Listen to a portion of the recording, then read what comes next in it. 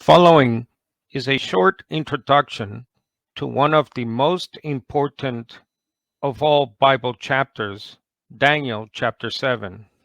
First, let's talk about the setting in which this vision from the prophet Daniel takes place. In his book, The Unseen Realm, Dr. Michael Heiser rightly notes that in the ancient world, the sea was a thing of dread. It was unpredictable and untamable. It was a place upon which humans could not live. Consequently, the sea was often used as a metaphor for chaos, destruction, and death. And that's the scene we are presented with in the beginning of the vision of Daniel, where the sea storm and its effects are described as an expression of divine wrath and punishment. As a result, throughout Jewish apocalyptic writings, darkness, evil, demonic activity was closely associated to the sea. The belief goes back to the portrait of darkness over the waters of the primeval deep in Genesis chapter 1, verse 2, where the earth is described as formless and void, and darkness said to be over the surface. The New English Translation Bible notes that the Hebrew word translated darkness in the Bible usually symbolizes either judgment, Exodus 10, death, Psalm 88, oppression, Isaiah 9, the wicked, 1 Samuel 2, and in general, sin. Isaiah 45, verse 7, darkness is parallel to evil. So, for example, the defeat of the gods of Egypt happens at the Red Sea, and the final conquest of the mythical monsters like Rahab and Leviathan and the dragon will also take place in the primal sea as described by the Old Testament prophets and the New Testament prophets like John in the book of Revelation. Similarly, in the New Testament, Jesus is said to control the storm and he even walks on water, showing that he has been given the power over this, quote, evil sea. And he also has power over demons like Legion, who is ultimately destroyed in the water. So in Revelation, the sea is viewed as the realm of the devil and of demons, Revelation 12, where the abyss from which the beast, that is the Antichrist, arises, Revelation 11 and 13. As a result, this evil sea will ultimately be annihilated, destroyed in the judgment, according to Revelation 8, 20, and 21, when the power of Satan and of death itself will finally be done away with. The other setting of the book of Daniel, chapter 7, has to do with clouds. So in the Old Testament, God's presence in the tabernacle, in the temple, are signified by the appearance of clouds or smoke. Exodus 40, 1 Kings 8, 10, and 11, and 2 Chronicles 5.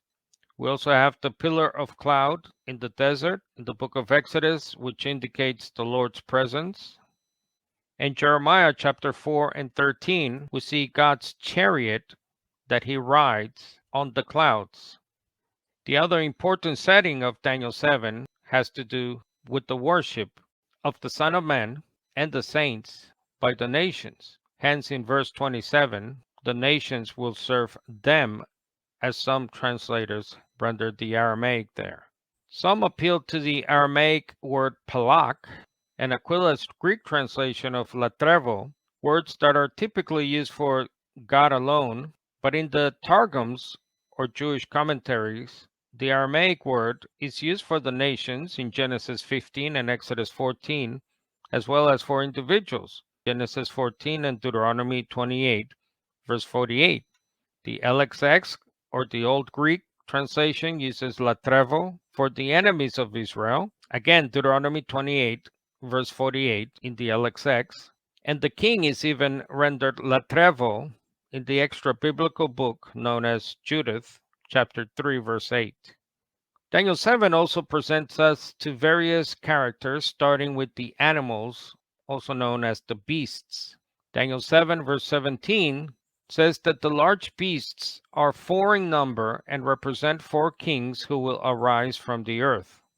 The beasts have traditionally been known to represent the old empires of Babylon, Mede-Persian Empire, and Greece respectively. The fourth empire seems to be a future and probably Middle Eastern empire connected with an Arab nation. And that's because in Daniel 7, verse 19 to 27, as well as the following chapter 8, this last kingdom, represented by the little horn, will appear at the time of the end, according to Daniel 8, verse 17. Next, we have the Son of Man figure, Daniel 7, verse 13. I saw someone like a Son of Man coming with the clouds of heaven. No, Son of Man is a title used for human persons in the Old Testament. For example, in the book of Ezekiel, uses the title the most times, and it becomes Jesus' favorite self-designation, used by Jesus 80 plus times throughout the Gospels. And the word like in Daniel 7:13 simply means that this is not just any old human person, but a glorified human person. As a matter of fact, this human is godlike. In the book, The Use of the Septuagint in New Testament Research, we note the parallels between Jesus, who is the Son of Man, and the Ancient of Days, when the author notes that besides the allusion to Daniel 7:13 in Revelation 1:7, there is the reference in 1:13, and the description of his appearance depends on allusions to the Ancient of Days in Daniel 7. Revelation 1:14 is clearly dependent upon Daniel 7:9. The other main character is, of course, the Ancient of Days, that is God, Jehovah, or Yahweh. Daniel 7:13 says that the Son of Man goes up to the Ancient of Days and is presented or escorted before him. Again, the Net Bible notes the Ancient One, although the traditional expression has been retained in the present translation because it is familiar to many readers. Then they offer other alternative translations like one who had been living forever and the eternal God. And lastly, we have the holy ones, or the saints of the Most High God, according to Daniel 7, verse 18, who will receive the kingdom and will possess it forever. Now, the reason we know these are the people of God, that is Christians, and not angels, is because God did not subject to angels the world to come, as the writer to the Hebrews chapter 2, verse 5 notes. The importance of Daniel chapter 7 also lies in the fact that we find the most quoted and alluded to Old Testament verse by the New Testament writers, Daniel 7:13, where we see the Son of Man coming on or with the clouds of heaven, used more than 40 times, and a close second is Daniel 7:14, quoted or alluded to more than 20 times by the New Testament writers.